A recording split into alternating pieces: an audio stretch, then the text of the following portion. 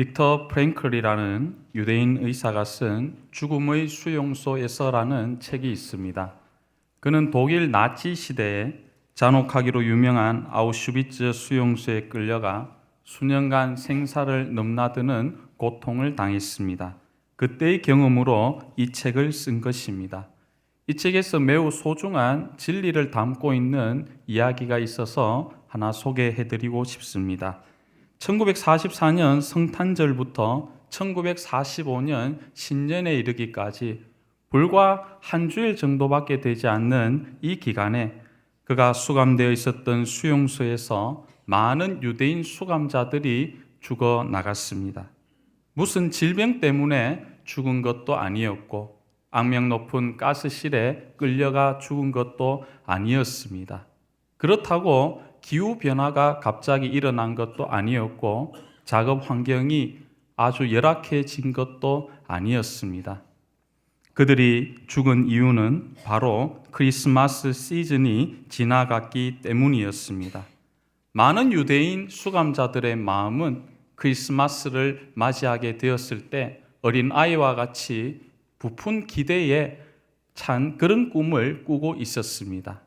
크리스마스가 되면 예전처럼 집으로 돌아가 트리를 만들고 그 트리 위에 전등을 밝히고 예전처럼 가족이 화목하게 모여있는 그러한 것을 꿈꾸고 상상했는데 이런 막연한 기대감이 무너지게 되었습니다. 성탄절이 되어도 석방될 조짐이 보이지 않자 그들은 마음에 깊은 병을 얻게 되었고 이것이 몸에도 악영향을 미쳐 생명까지 앗아가는 결과를 냈다고 이 책은 기록하고 있습니다. 그들이 조금만 더 희망을 가지고 견뎠더라면 하는 안타까운 마음이 드는 것은 이러한 안타까운 일이 있고 난 뒤에 불과 4개월 만에 아돌프 히틀러가 항복했기 때문입니다. 그 4개월을 참지 못하고 절망 가운데 그들은 죽어갔습니다. 우리 인생에서 기대와 소망이 얼마나 중요한가를 단적으로 표현해주는 아주 좋은 예가 되는 것이죠. 여러분, 만약 세상을 살아가는 우리들에게 앞날에 대한 꿈과 희망이었다면 어떻게 되겠습니까?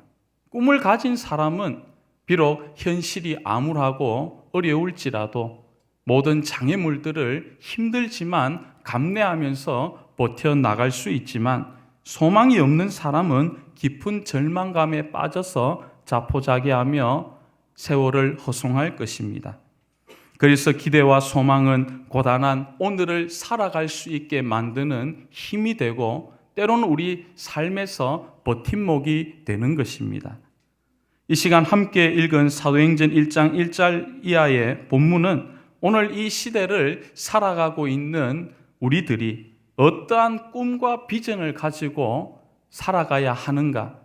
즉, 저와 여러분과 같은 그리스도인이 간절한 어떤 꿈을 가지고 살아가야 하는가를 말씀해 주고 있습니다.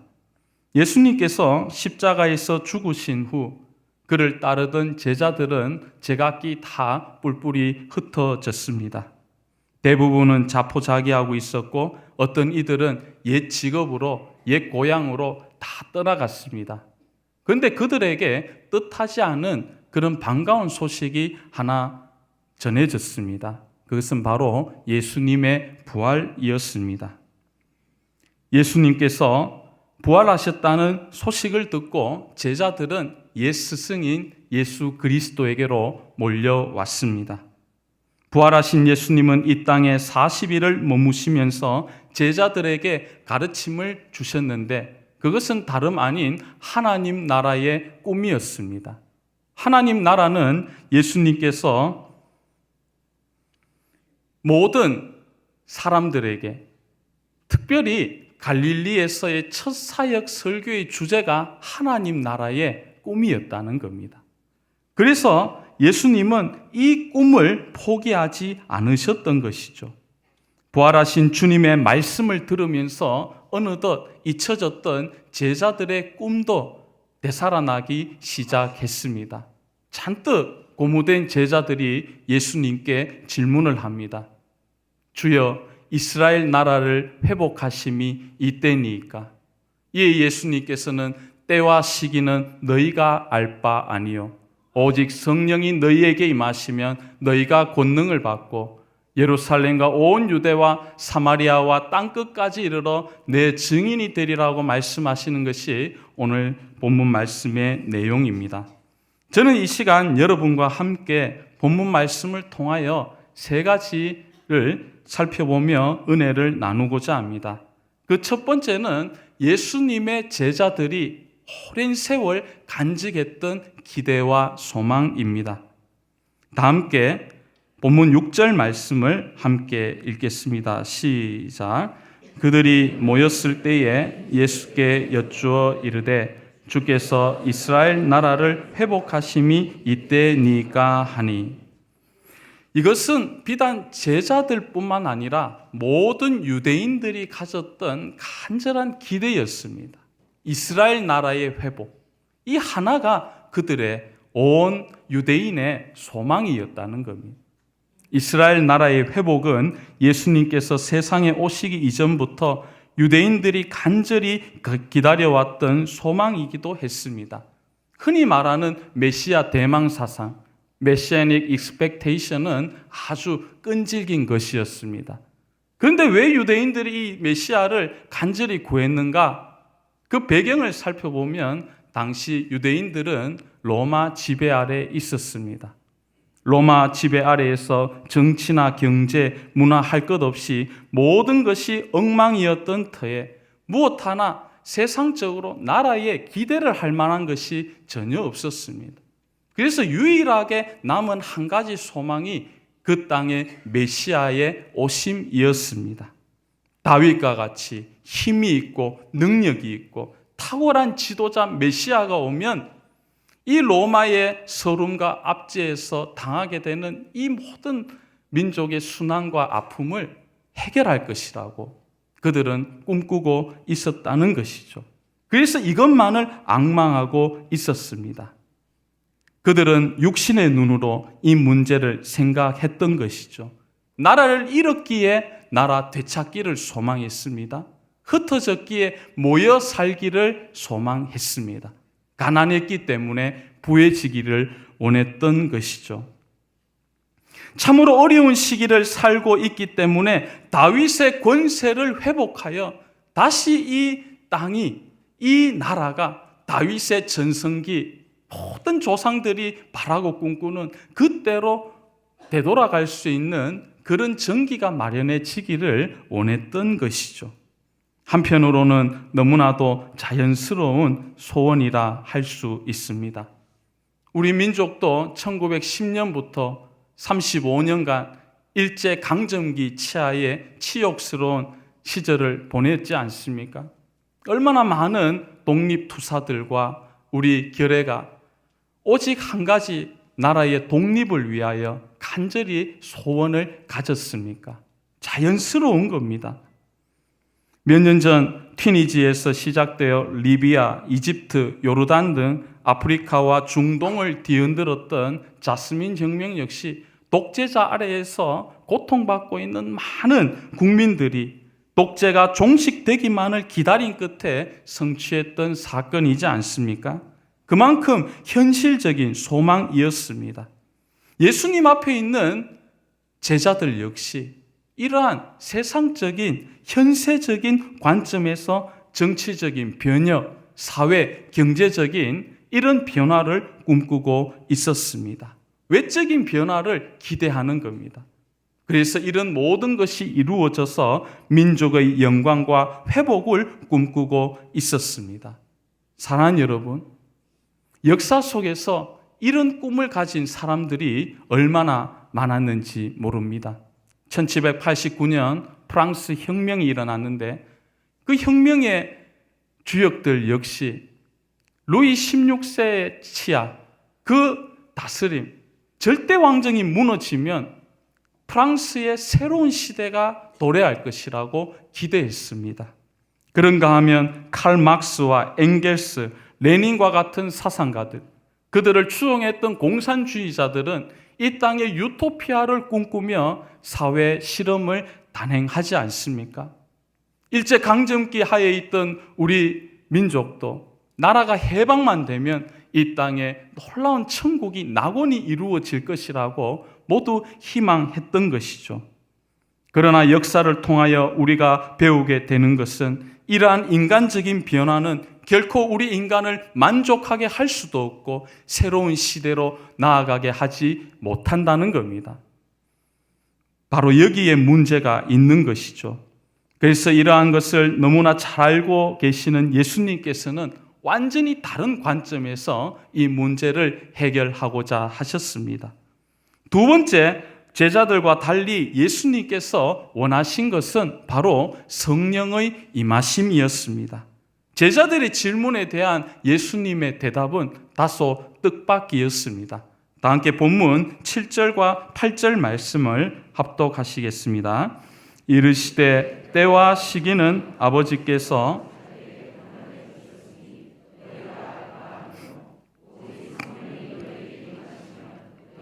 권능을 받고 예루살렘과 온 유대와 사마리아와 땅끝까지 이르러 내 증인이 되리라 하시니라. 아멘. 예수님께서 말씀하신 것은 두 가지였습니다. 첫 번째는 능력을 받게 되리라. 두 번째는 증인이 되리라. 문제는 세상이 아니고 정치적인 문제가 아니라는 겁니다. 정말 중요한 것은 너희가 성령의 임하심으로 권능을 받고 증인이 되리라는 말씀입니다. 권능을 뜻하는 헬라어 디나미스는 내가 얻고자 해서 얻을 수 있는 것이 아니라 오직 성령께서 내게 임하심으로 저절로 얻게 되는 것입니다. 그래서 우리는 이 시간 권능의 성격, 이 디나미스의 성격을 깊이 생각해 보아야 합니다. 우리가 보통 권능하면 어떤 생각을 가지게 됩니까? 원더우먼이나 슈퍼맨 같이 온 세상을 천지를 뒤바꾸는 그런 능력의 사람, 그런 사람을 권능의 사람이라고 우리가 생각을 하기 마련이죠. 그러나 사도행전에서 말하는 권능은 그러한 외적인 변화를 일으키는 그런 권능이 아닙니다. 제자들 자신 안에서 일어나는 변화의 권능이라는 것, 하나님의 사람이 되게 하는 권능, 주님의 참된 제자가 되게 하는 권능, 사도가 되게 하는 권능이요, 주님의 증인이 되게 하는 이러한 권능인 것입니다. 비겁한 제자, 도망간 제자, 형편없는 제자를 변화시켜서 능력의 증인 되게 하는 권능이라는 것이죠. 그래서 성경이 말하는 권능은 자기를 이기는 권능이요, 비겁한 사람들이 변해서 용기 있는 사람이 되고 담대하게 주의 복음을 전하는 참 증인 되게 하는 권능이라는 겁니다. 이것이 가장 최고의, 가장 중요한 권능이 되는 셈입니다.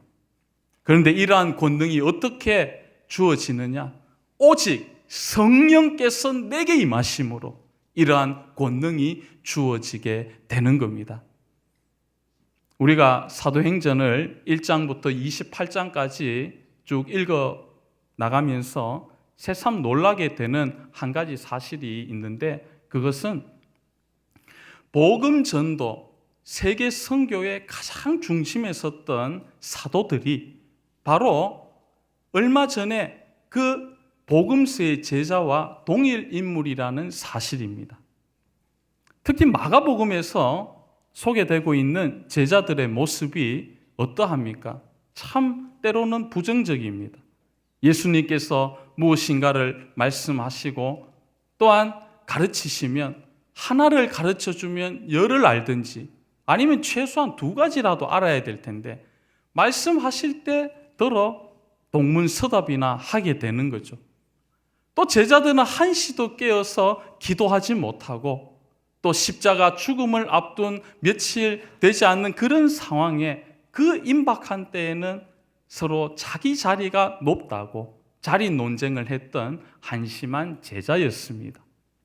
예수님께서 골고다 십자가를 향하여 나아갈 때 그의 곁에는 어느 한 사람 제자가 없었다는 것을 복음서를 읽으면서 우리가 보게 되지 않습니까?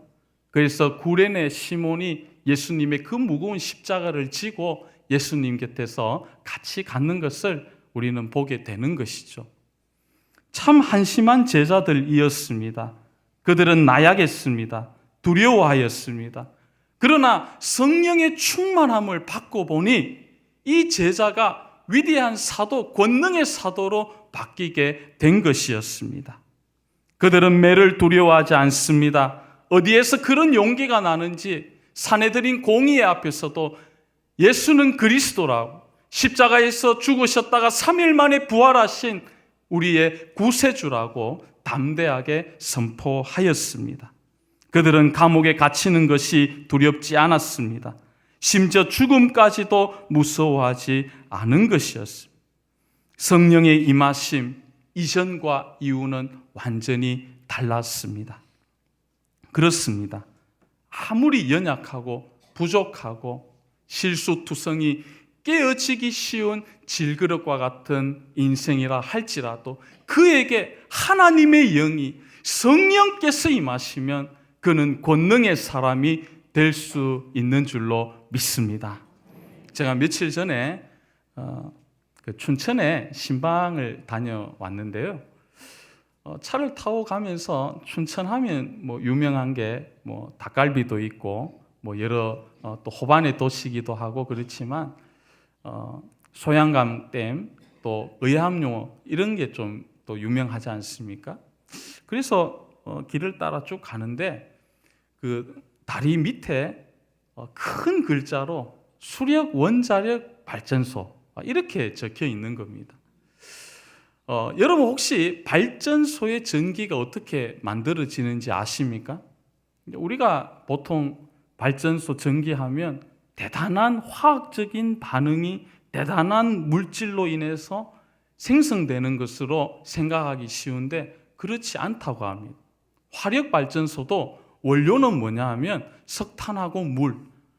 우리가 참 보기 아무것도 아닌 것 같이 보이는 것이 이것이 원료가 되어서 거대한 공장도 돌리고 우리 사회에 필요한 것들을 다 돌리게 되지 않습니까?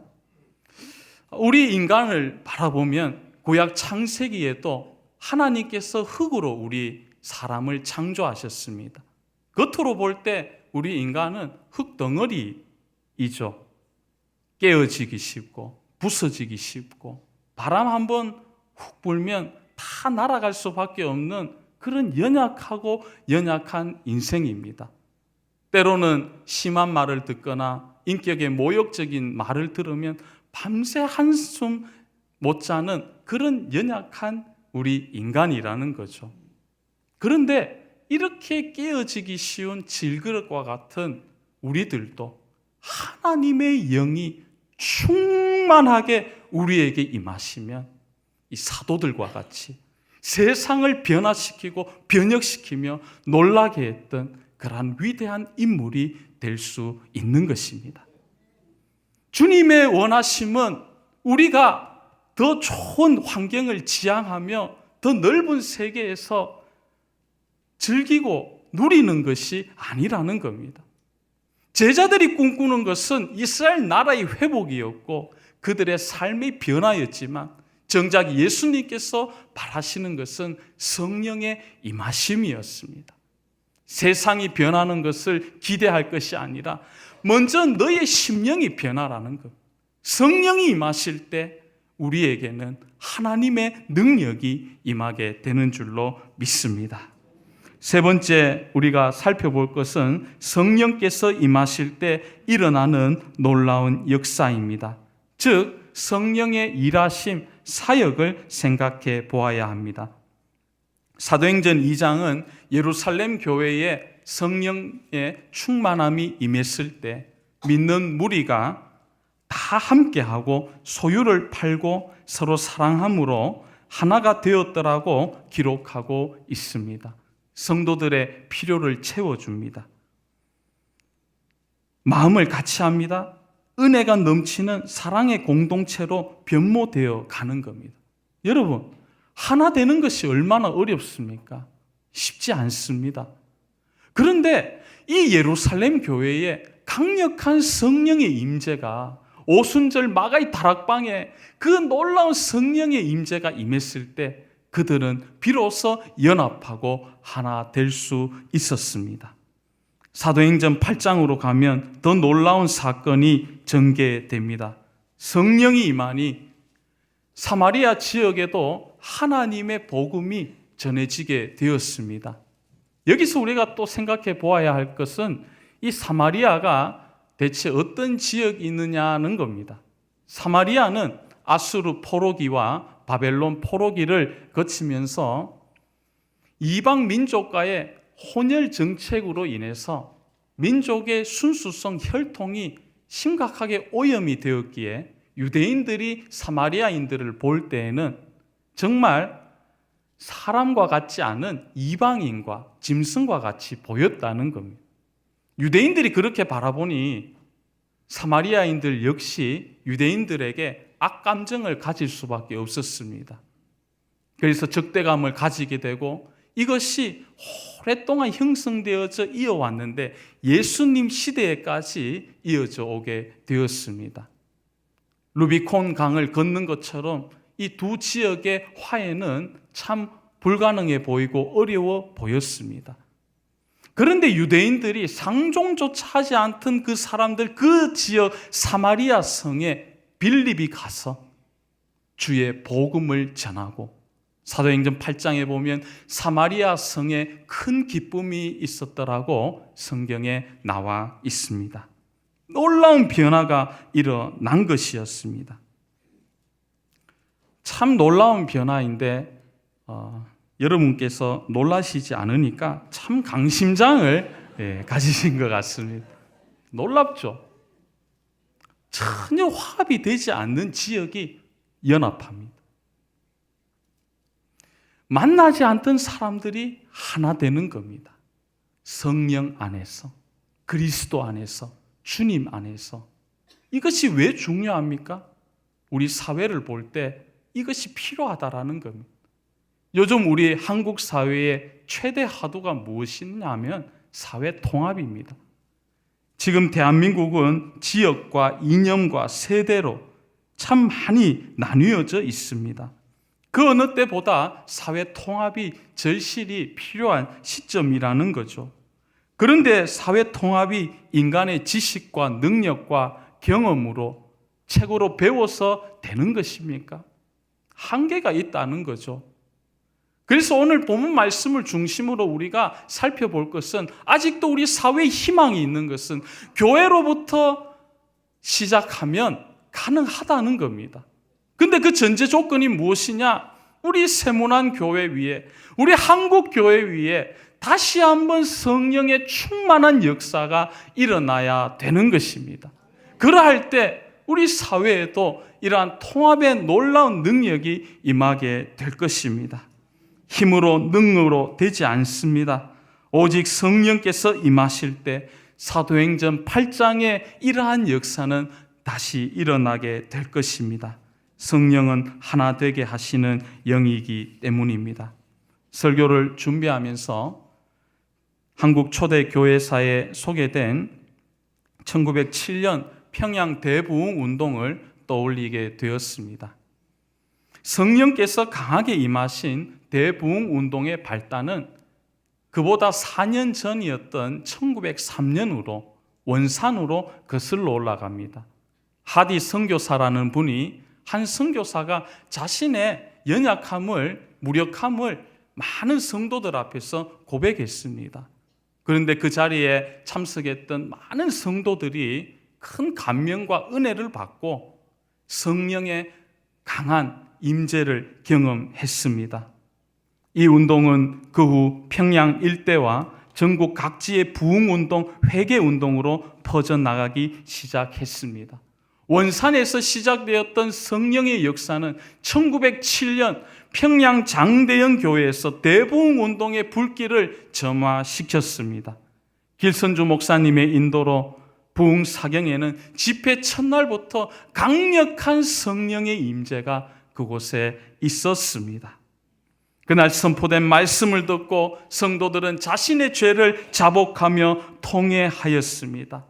이 성도들의 열기는 마치 마가의 다락방에서 임했던 그때 마가의 다락방에서 있었던 성령의 불길, 바로 그것이었다고 합니다. 그리스도 예수 안에서 한국인과 서양인의 구분이 없어졌습니다. 다 같은 한 형제, 한 자매가 되었습니다.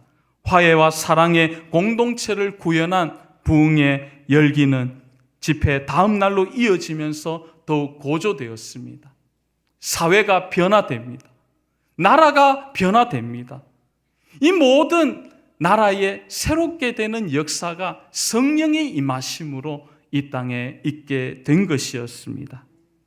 사랑하는 여러분, 제가 말씀을 준비하면서 간절한 하나의 기도 제목이 떠올랐습니다. 하나님 아버지, 지금 이 나라는 안보의 어려움도 있고 세대 간의 갈등도 있고 젊은이들의 헬조선이라고 부르짖고 있는 이 암울한 현실을 우리가 지나고 있는데, 이 나라에 다시 한번 1907년에 평양 대부흥에 임하셨던 성령께서 이곳에 임하셔서 모든 어두움과 눈물과 슬픔이 다 떠나가게 하시고 거룩한 나라, 주의 정결한 나라가 되게 하여 주옵소서. 성령님 어서 오시옵소서. 이 땅에 오시옵소서. 이런 기도가 떠올랐습니다. 사랑하는 여러분, 지금 새성전 건축 중에 있는 우리 세문안교회는 건축 이후의 미래를 꿈꾸고 있습니다. 성도님들 각자가 다 바라는 바가 있으십니다. 저도 하나 꿈꾸는 것이 있는 것은, 그것은 바로 우리가 내년에 입당하게 될 새 성전에 날마다 성령의 임재하심, 주의 성령의 충만한 역사가 있는 것입니다. 그러한 새 성전이 될 때 우리 세문안 교회를 넘어서 이 나라와 민족을 새롭게 하며 인류에 이바지하게 될 줄로 믿습니다. 사랑하는 교우 여러분, 오직 성령 충만을 사모하시기를 바랍니다.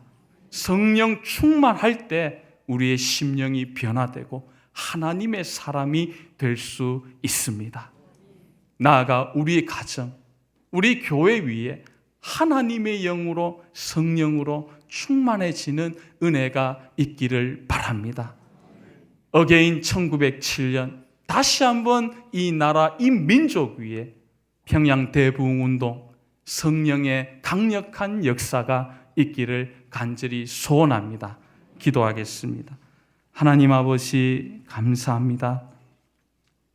성령 강림 주일을 맞아 우리의 소원이 무엇이 되어야 하는지 깊이 생각해 보았습니다. 하나님 아버지, 우리가 세상의 것들에 소망을 두는 것이 아니라 하나님 나라의 소망을 두게 하여 주옵시고, 무엇보다 성령 충만을 사모하게 하여 주옵소서. 우리 가정이, 우리 교회가 성령 충만을 사모하게 하여 주옵소서. 주 예수님의 이름으로 기도드립니다. 아멘.